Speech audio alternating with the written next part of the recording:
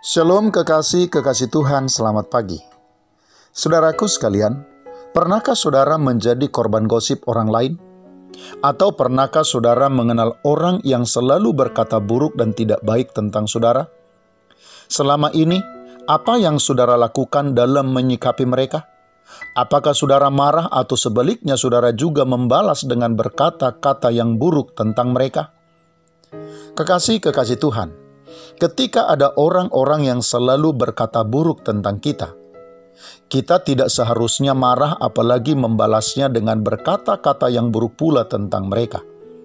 Sebab ketika mereka berkata yang buruk tentang kita, sesungguhnya mereka tidak sedang bercerita tentang kita, tetapi justru sebaliknya, mereka sebenarnya sedang berbicara tentang diri mereka sendiri. Firman Tuhan di dalam Matius pasal 12 ayat 34 berkata, "Hai kamu keturunan ular beludak, bagaimanakah kamu dapat mengucapkan hal-hal yang baik, sedangkan kamu sendiri jahat? Karena yang diucapkan mulut meluap dari hati." Kekasih Tuhan, pernyataan Tuhan Yesus ini ditujukan kepada orang-orang Farisi dan ahli-ahli Taurat yang selalu menuduh bahwa apa yang dilakukan oleh Tuhan Yesus berasal dari Beelzebul atau si jahat. Setiap perbuatan yang baik yang dilakukan oleh Tuhan Yesus selalu mereka tanggapi dengan sinis dan negatif. Tidak ada satupun perbuatan Tuhan Yesus yang baik di mata mereka.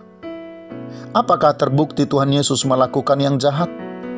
Kekasih Tuhan, sama sekali tidak. Mereka seperti itu karena pada dasarnya di dalam hati mereka tidak ada yang baik dan benar. Di dalam hati mereka hanya ada yang jahat dan yang buruk. Ada orang-orang yang selalu akan mengatakan yang buruk tentang orang lain. Di mata mereka semua orang lain tidak benar. Hal itu bisa terjadi kekasih Tuhan karena memang di dalam hati mereka tidak ada satupun yang baik.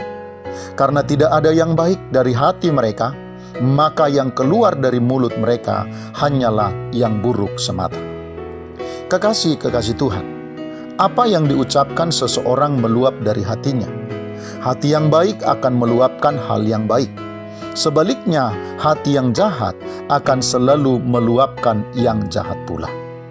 Kiranya hati kita hanya menyimpan perbendaharaan yang baik, supaya hanya yang baik yang keluar dari mulut kita.